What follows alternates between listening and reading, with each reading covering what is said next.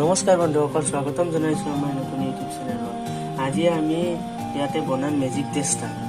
এইটো দেখিছেনে আপোনালোকে? এইটো মেজিক টেষ্টাৰ। এইটো বনাবলৈ আমি সাধাৰণতে এইটো কপাৰ ৱায়াৰৰ এইটো 22 নম্বৰ কপাৰ ৱায়াৰৰ এণ্টেনা টাইপৰ বনাই লৈছোঁ, স্প্ৰিং টাইপৰ পকাই পেলাই।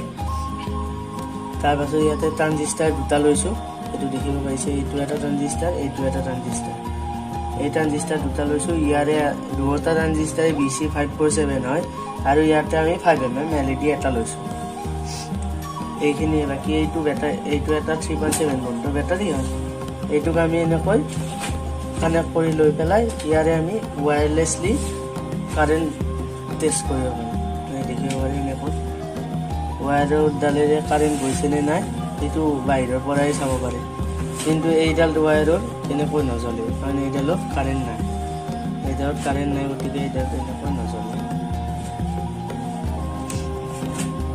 এইডালত জ্বলিছে। এইটো আপোনালোকে এনেকৈ ঘৰতে বনাই ল'ব পাৰে। এইটো আমি ডায়েগ্ৰামখন দি দিম। যদি এই ভিডিঅ'টো ভাল লাগিছে তেতিয়াহ'লে চেনেলটো ছাবস্ক্ৰাইব কৰিব, লাইক কৰিব, শ্বেয়াৰ কৰিব আৰু কমেণ্ট কৰি জনাব।